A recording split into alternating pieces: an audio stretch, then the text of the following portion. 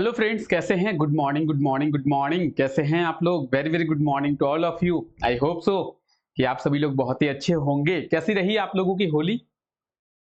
कैसी रही जी आप लोगों की होली? बताएंगे एक बार कमेंट करके आप लोग। तो आई होप सो कि आप लोगों की होली बहुत ही अच्छे तरीके से सेलिब्रेट किया होगा आप लोगों ने होली को, ठीक है? और आप लोगों की होली बहुत अच्छा रहा होगा।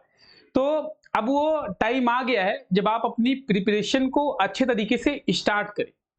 झारखंड दरोगा की वैकेंसी आने वाली है। मे बी इसी मंथ में झारखंड दरोगा का नोटिफिकेशन आपको देखने को मिल जाए। अगर हम लोग बात करें झारखंड दरोगा की, तो उसका पूरा रास्ता साफ हो चुका है। अब आपको मे बी मार्च के एंड तक झारखंड दरोगा का नोटिफिकेशन देखने को मिल जाए। तो इसके लिए आपको रेडी रहना होगा। आप में से जितने भी लोग झारखंड दरोगा की वैकेंसी का वेट कर रहे हैं या फिर झारखंड दरोगा के लिए अप्लाई करने वाले हैं, उन लोगों को अपनी तैयारी आज से ही स्टार्ट करनी होगी। क्योंकि ऐसा नहीं है, अगर आप ऐसा सोचते हैं कि अभी तो नोटिफिकेशन आएगा, उसके बाद फॉर्म अप्लाई होगा, फॉर्म अप्लाई होने के बाद मुझे 2 साल का टाइम मिलेगा, तो ऐसा बिल्कुल नहीं है। एक लिमिटेड आपको टाइम दिया जाएगा 6 से 7 महीनों का, और उस लिमिटेड टाइम में आपको अपनी तैयारी को अच्छे तरीके से बूस्ट करना है। और 6 से 7 महीनों में तैयारी नहीं की जाती है, वो तो टाइम होता है रिवीजन का। तैयारी तो आपको पहले से करनी पड़ती है। 1 साल 2 साल पहले से आपको तैयारी करनी पड़ती है। 6 से 7 महीने टाइम जो आपको दिया जाता है, वो तो दिया जाता है आपके रिवीजन के लिए, कि आप उस 6 से 7 महीने में क्या क्या पढ़े हैं, उन चीजों को रिवाइज कीजिए। तो let's start your preparation from today. आज से ही आप अपनी तैयारी को शुरू करें, ठीक है?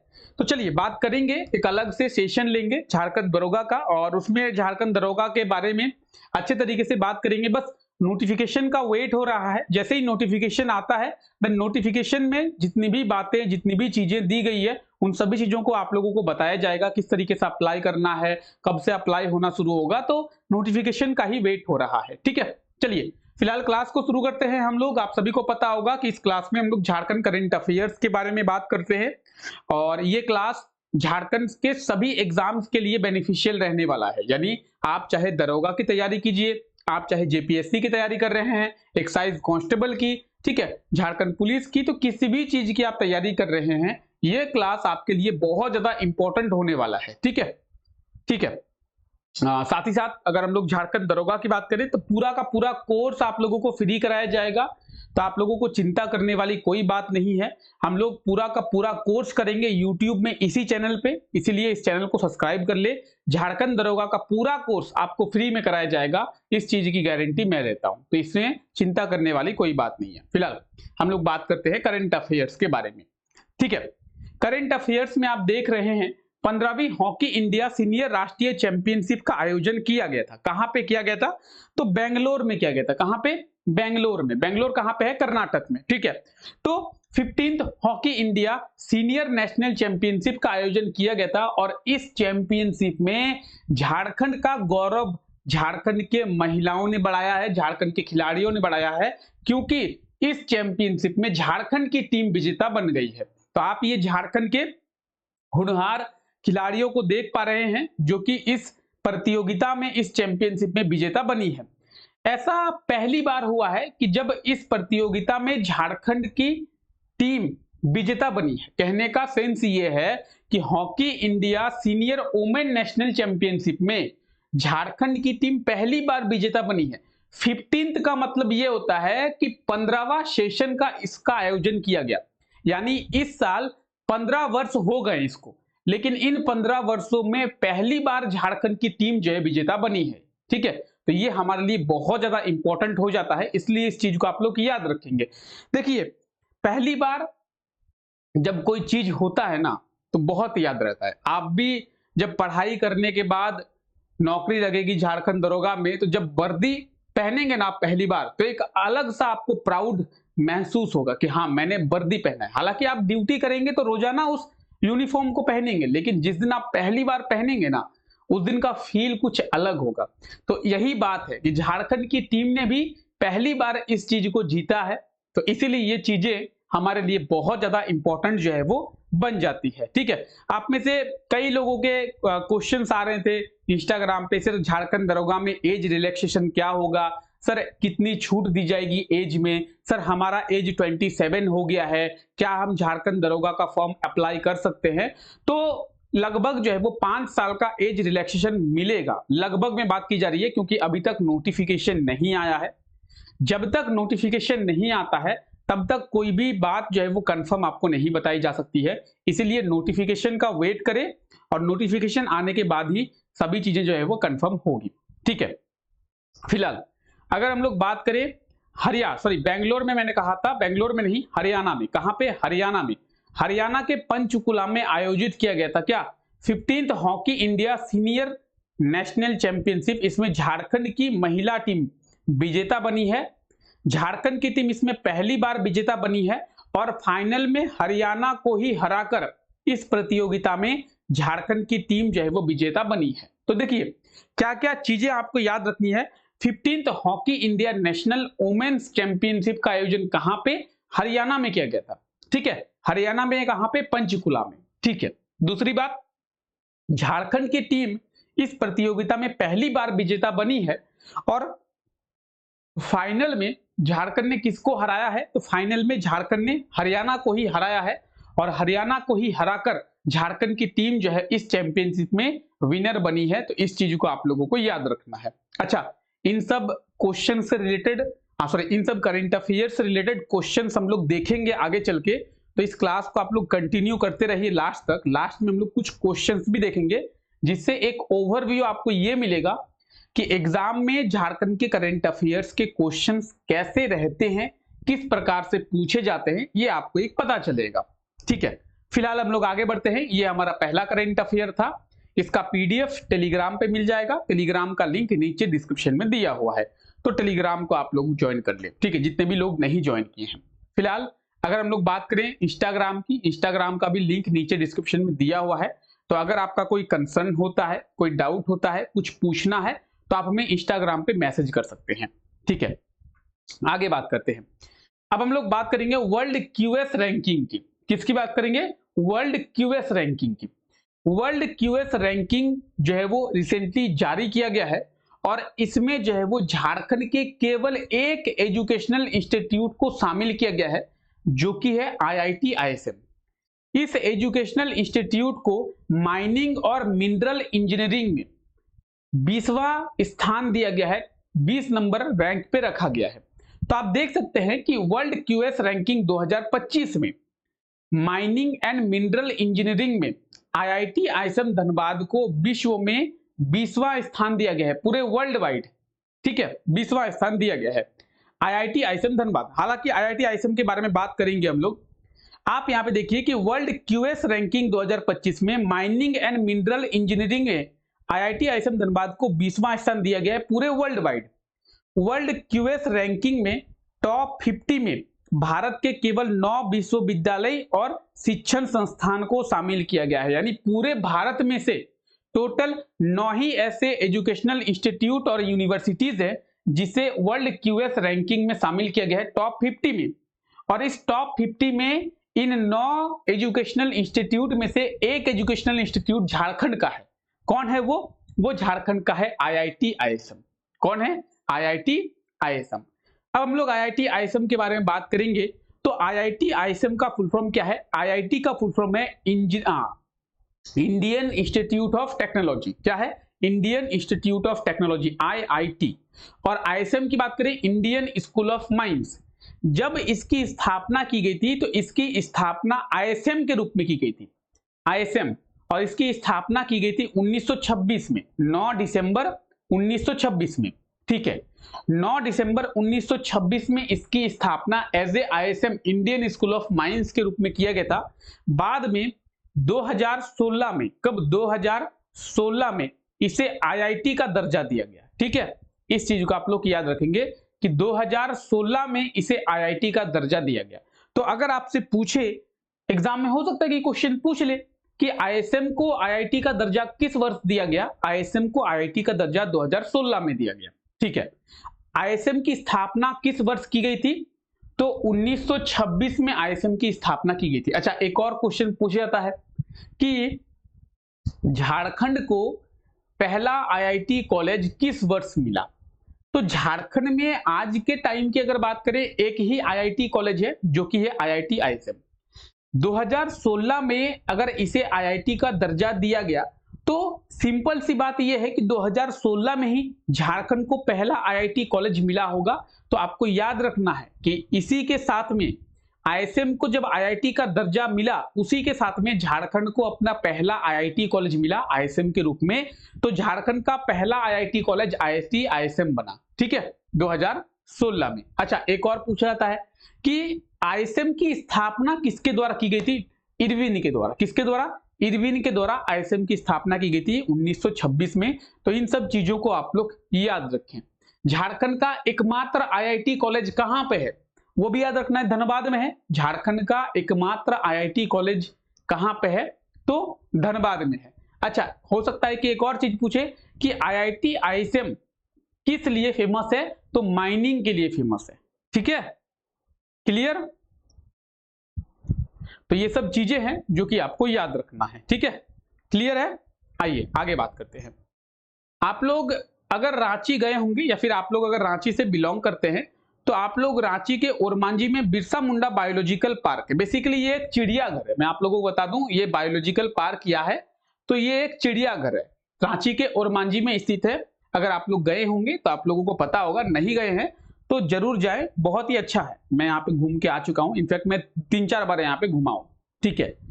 इस रांची के बिरसा मुंडा बायोलॉजिकल पार्क में बिरसा मुंडा की 9 फीट प्रतिमा जो है वो स्थापित की जाएगी। बिरसा मुंडा का एक स्टैच्यू है जो कि यहाँ पे स्थापित किया जाएगा और उस स्टैच्यू की जो हाइट है वो 9 फीट होगी। तो झारखंड कैबिनेट के द्वारा एक फैसला लिया गया है कि बिरसा मुंडा बायोलॉजिकल पार्क जो कि ओरमांझी में है, रांची में, उसमें बिरसा मुंडा की एक 9 फीट स्टैच्यू को स्थापित किया जाएगा। तो इस चीज को आप लोग याद रखेंगे, ठीक है, ठीक है। रांची के बिरसा मुंडा बायोलॉजिकल पार्क में भगवान बिरसा मुंडा की 9 फीट प्रतिमा को स्थापित किया जाएगा। इसकी मंजूरी झारखंड कैबिनेट के द्वारा दिया गया है। लगभग 25 लाख की राशि से इस स्टैच्यू का निर्माण किया जाएगा। तो इस चीज को आप लोग याद रखेंगे, लगभग 25 लाख की राशि से, ठीक है। आइए, अच्छा, हम लोग अगर बात करें ये जो आप बिरसा मुंडा बायोलॉजिकल पार्क देख रहे हैं तो हो सकता है कि एग्जाम में आपसे पूछ ले कि रांची के ओरमांझी में स्थित बिरसा मुंडा बायोलॉजिकल पार्क की स्थापना किस वर्ष किया गया था? 1994 में, ठीक है, यहां पे लिख देता हूं 1994 में। 1994 में बिरसा मुंडा बायोलॉजिकल पार्क की स्थापना जो है वो की गई थी। इस चीज को आप लोगों को याद रखना है, क्लियर है, ठीक है। आगे बढ़ते हैं। आइए, देश का सबसे ऊंचा टावर हावड़ा यानी कोलकाता में बन रहा है। पूरे देश का सबसे ऊंचा टावर, अगर हम लोग बात करें देश का सबसे ऊंचा टावर तो ये बन रहा है। आप देखेंगे 2 तस्वीर आपको यहां पे दिखाई दे रही है। बनने के बाद कुछ इस तरीके का ये दिखेगा। अभी आप ये जो तस्वीर देख पा रहे हैं ये वाला, इसमें आप देख रहे हैं कि ये जो टावर है वो बन रहा है, ठीक है, ऑन प्रोसेस है, वर्क ऑन प्रोसेस, ठीक है। बनने के बाद कुछ इस तरीके से देखने को मिलेगा और ये जो है पूरे देश का सबसे ऊंचा टावर होगा। पूरे देश का सबसे ऊंचा, पूरे देश का सबसे ऊंचा होगा। तो सर इसकी ऊंचाई कितनी होगी? इसकी ऊंचाई होगी 120 मीटर। कितनी होगी? 120 मीटर इसकी ऊंचाई होगी। तो याद रखेंगे देश का सबसे ऊंचा टावर ये होगा जिसकी ऊंचाई 120 मीटर यानी लगभग आप 400 फीट कह सकते हैं, 400 फीट, ठीक है। 120 मीटर यानी 400 फीट इसकी ऊंचाई होगी।